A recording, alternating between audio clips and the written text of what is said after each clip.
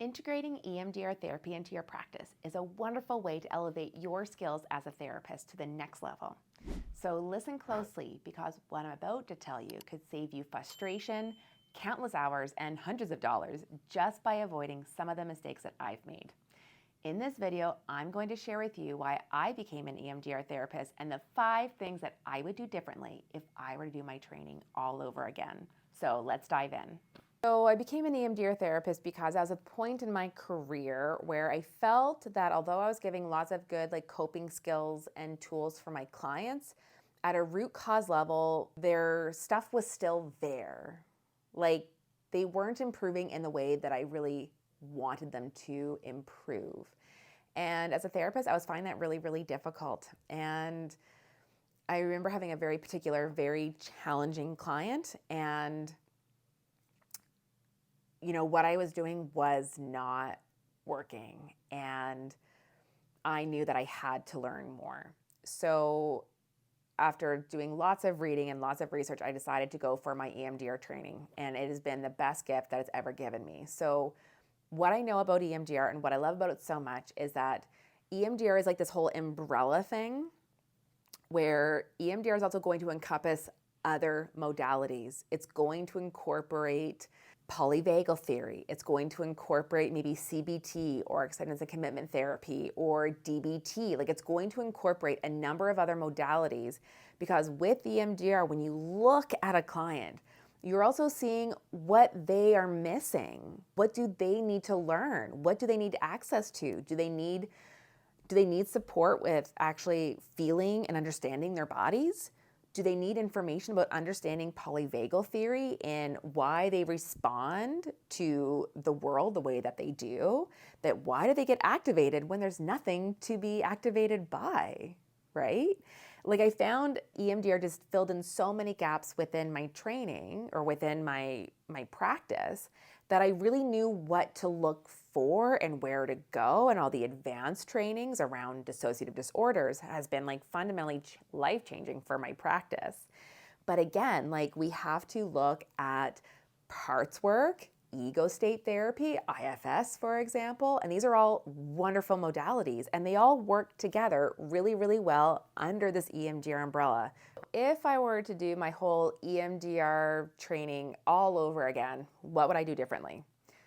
Number one, I took my EMDR training about 8 years after I graduated from my master's program in counseling. What I would do differently is that I would have done this during my master's or immediately after. The reason why is because EMDR filled in so many gaps in my master's program. I had a great master's program, it did great, and I was also missing things. So I found EMDR, the training itself, was fundamental in giving me so much information and helping me become a better therapist right away.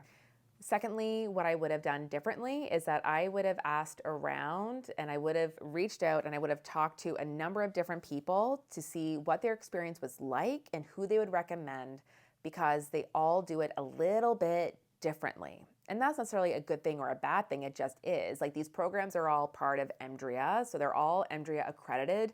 They've all met the standard through EMDRIA, which is critical when you're looking for an EMDR training. I would also ask those individuals of what was their experience like, would they recommend them, why or why not. Third piece is understanding what is your learning style. So the EMDR training is bare minimum a full 5-day training.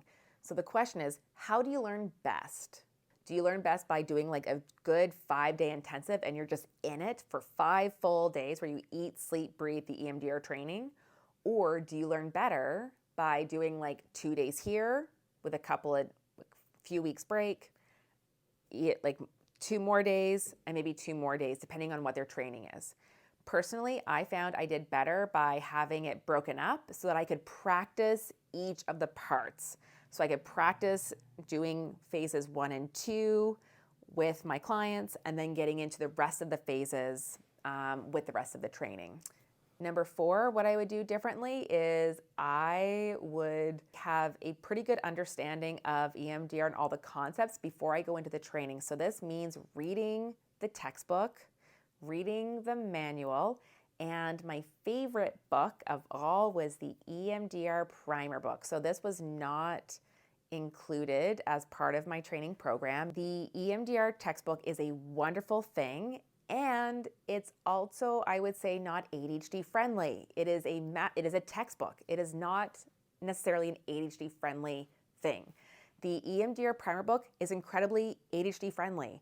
It has blocks of chunks of text that I can see. It has boxes, it has flow charts, it has everything that I'm like, I can sit and focus on this book and actually learn from it. So as an ADHDer, that is the book I would go to. I am not knocking the EMDR textbook in any way, shape, or form. It has wonderful, great information, and it's going to depend on how you learn best. I learn best by actually reading the EMDR Primer book. It's my favorite. I go back to it over and over again. It's actually right here on my bookshelf, and I love it, and I recommend it for everybody to read. What I would do differently on round number 5 is that I would not implement EMDR with everyone right away.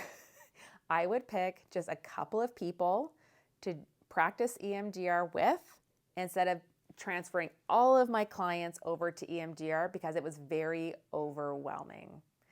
I know for me as an ADHDer is that I do get overwhelmed easily when I'm trying to implement a million different things and doing a whole new thing.